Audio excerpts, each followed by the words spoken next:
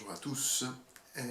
Nous abordons aujourd'hui un thème qui est la suite directe, en fait, de celui d'hier et qui, en réalité, constitue même le couronnement de ces deux dernières semaines. Dans les deux dernières semaines, nous avons parcouru avec l'évangile de Saint Jean une série de promesses du Seigneur exprimées dans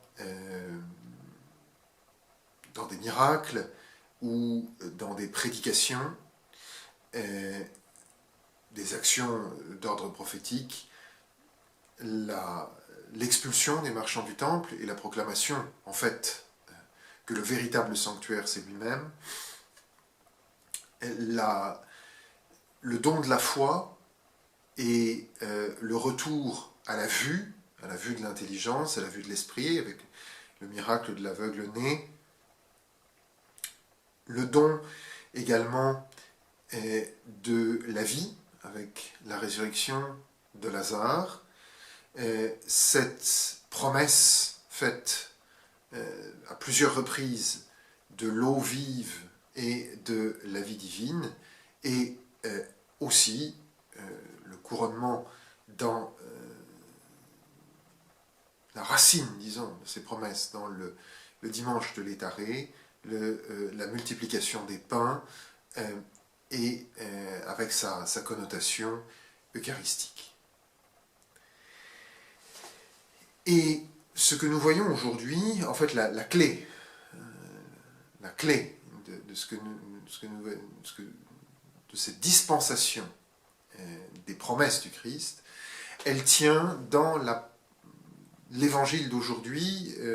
Évangile, alors c'est le chapitre 11, la scène se situe juste après la résurrection de Lazare. Le Saint Jean d'ailleurs commente dans les versets que nous ne lisons pas à la messe, mais qui valent leur pesant d'or, qui sont donc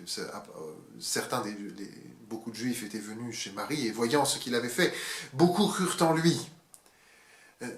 Certains d'entre eux, c'est-à-dire certains d'entre les Juifs qui avaient assisté à la scène, cependant, allèrent trouver les pharisiens, prince des prêtres, etc. et dire ce que Jésus avait fait. Et à ce moment-là se déroule l'évangile que nous avons aujourd'hui, après cette collation des rumeurs, ce rapport fidèle fait aux autorités compétentes de ce qui avait été vu, se tient ce complot qui est une sorte de grand jeu de dupes, où, pour sauver des ombres, les scribes, les pharisiens, enfin tous ceux qui sont réunis en conseil, vont en fait en précipiter la destruction, car telle était la prédiction du Christ, c'est que sa mort entraînerait un nouveau culte.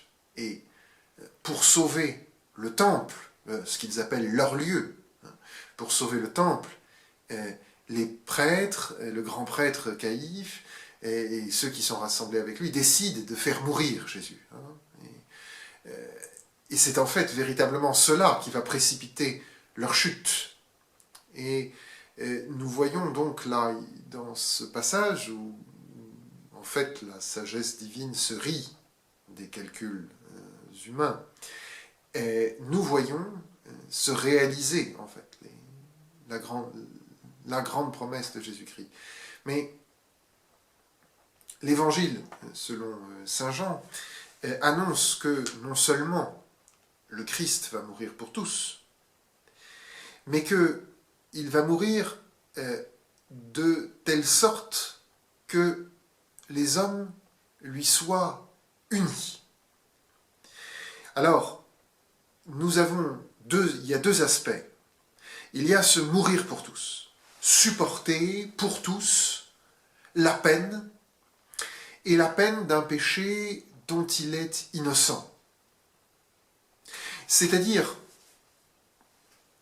qu'il est dans cet acte-là, et ce sera le premier aspect de ce couronnement des dons du Christ. On reviendra sur le sens du sacrifice du Christ dans la semaine qui vient, mais il y a déjà un premier pas, un premier point qu'on peut établir, c'est qu'en acceptant de souffrir injustement, c'est-à-dire de souffrir pour une faute qu'il n'a pas commise, d'être le condamné au terme d'un procès inique. Le Christ, en fait, assume, et c'est là aussi le couronnement des promesses des semaines passées, assume cette solidarité avec le pécheur qui, bien entendu, est coupable, mais subit une peine qui, on l'a vu de multiples reprises, est la peine d'un grand nombre. Nous avons vu que la peine ne rétribue pas un acte individuel que l'on peut isoler, mais qu'elle est la peine d'un grand nombre. Alors évidemment, le pécheur, lui, connaît bien une certaine culpabilité. Il a réellement fait certains péchés. Mais là, le Christ se présente comme celui qui va porter la peine pour tous. Et il nous renvoie, et c'est peut-être le point fondamental qu'on avait vu à propos de la guérison de la belle-mère de Pierre, que nous avions vu donc il y a une quinzaine de jours maintenant, 15 jours, jour pour jour, que nous avions vu aussi à propos de la femme adultère. C'est que le Christ établit entre lui et le pécheur une forme de solidarité qui s'exprime d'abord dans cette solidarité dans la misère. Et par là, le Christ est l'exact symétrique d'Adam. De même que par solidarité avec Adam, et là encore, j'insiste sur ce point que nous avions vu à propos de la belle-mère de Pierre, par solidarité familiale, par solidarité de génération avec Adam, le Christ établit les prémices d'une naissance nouvelle, ce qu'il promet dans Jean 3, en se faisant solidaire du pécheur, et en portant sur lui la peine de nos péchés. Alors on reviendra après sur le sens de ce que veut dire prendre sur lui la peine de nos péchés, mais la prière du juste qui éloigne la mort, qui est un dévoilement de la bonté de Dieu, et que nous avons contemplé hier dans la prière des enfants dans la fournaise. Cette prière du juste, nous la voyons ici transformée, c'est-à-dire que le juste prend sur lui. Et cela nous conduit au deuxième point de cette prophétie de Caïphe, c'est un seul homme pour la nation. Alors, on peut l'entendre, bien sûr, dans le sens du chef. Voilà. Le chef, c'est celui qui prend sur lui. C'est pour ça que le roi de Ninive fait pénitence pour Ninive. Le chef, et d'ailleurs, c'est très... Enfin bon, on pourrait faire de nombreux parallèles. Cette figure du chef qui est constitué chef dans la mesure où il prend sur lui les autres. De même qu'il, dans le chef selon la nature, si vous voulez, dans le commandement, donne sa volonté, imprime sa volonté à l'action du groupe, de même, là, le chef saisit, fait sienne la volonté pénitentielle du groupe. Et cette volonté en Jésus-Christ, et c'est là le premier point sur lequel il faut s'arrêter, c'est bien une volonté d'honorer Dieu. Et de même, ou plutôt en miroir, si vous voulez, inversé par rapport à Adam, de même que Adam avait eu comme volonté personnelle de ne pas honorer Dieu, en méprisant ses commandements, et par là avait attiré sur lui et sa descendance les catastrophes que nous connaissons. De même, le Christ dévoile que ces catastrophes ne sont pas pour toujours, et choisit de donner sa vie. Et la prophétie de Caïphe, elle ne porte pas sur le fait que les autres vont réussir à l'arrêter.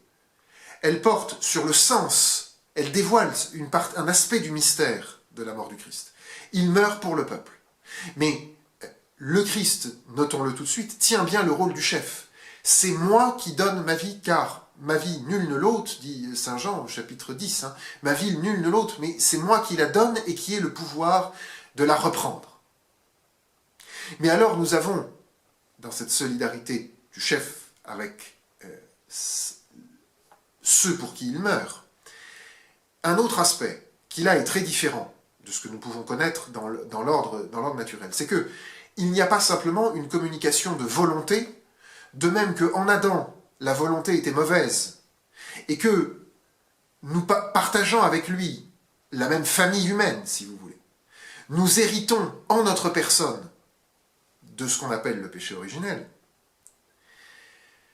Là, le Christ ayant une bonne volonté, a en même temps le pouvoir de fonder une nouvelle famille. Et cette promesse de l'unité qu'exprime Saint Jean en disant « Il ne devait pas seulement mourir pour la nation, mais pour tous ceux qui croiraient en lui, afin que tous soient unis à lui. » nous renvoie directement à ce que nous avons déjà entendu, c'est « Quand j'aurai été élevé de terre, j'attirerai tout à moi. » Mais attirer tout à moi, non pas seulement par un commandement extérieur qui serait reçu, comme la loi de Moïse a été reçue, mais en donnant quelque chose de plus. C'est ce que saint Paul exprime dans l'épître aux Galates, chapitre 2, verset 20. « Pour moi, vivre, c'est le Christ. Ce n'est plus moi qui vis, mais c'est le Christ qui vit en moi. » Et le même évangile selon saint Jean dit au chapitre 17, 21, c'est que ceux qui auront cru, le Christ prie pour eux, afin qu'ils soient un avec lui, comme le Père et lui sont un. Et nous avons ici l'écho de la promesse du pain de vie au chapitre 6. Le premier aspect, c'est croire en Jésus-Christ pour voir le Père. Et le deuxième aspect, c'est que la foi en Jésus-Christ, et en Jésus-Christ qui dit « ma chair est vraiment une nourriture et mon sang est vraiment une boisson », doit conduire à prendre, manger cette chair et boire ce sang, de telle sorte que celui qui mange ma chair et boit mon sang est en moi et moi en lui, dit le Christ, chapitre 6, verset 56. Il y a donc une communion vitale. Et cette mort du chef pour les autres, elle se répand par assomption des autres dans le chef. On pourrait faire le parallèle avec les synoptiques qui emploient l'image du semeur, du royaume de Dieu comme une graine. L'arbre se déploie à partir de la graine, la plante se déploie à partir de la graine. Eh bien, c'est à partir de la vie du Sauveur et à partir de cette vie offerte sur la croix, par solidarité avec les pécheurs, pour que sa volonté d'honorer Dieu et son amour du Père soient transmis aux pécheurs, qui fait que nous sommes associés à lui dans une vie nouvelle, selon deux aspects qui sont donnés dans l'Évangile selon saint Jean. Ceux qui croient en lui, il leur a donné le pouvoir de devenir enfants de Dieu. Ça, c'est l'aspect par la foi. Mais cette foi ne se sépare pas de l'autre aspect qui est les sacrements. Il faut croire et renaître de l'eau et de l'esprit. Celui qui mange ma chair est en moi et moi en lui. Et tout se noue à la croix où le Christ reçoit saint Jean comme le fils de sa mère et donne à saint Jean sa mère comme sa propre mère. Et c'est cette communauté de vie, cette communauté communiquée efficacement par le chef de l'humanité régénérée par le pardon de Dieu, qui fait que notre espérance n'est pas vaine et que notre vie a un sens, même si quelquefois, au bout du 18e jour de confinement, on trouve que le sens tourne un peu en rond dans les murs de la maison.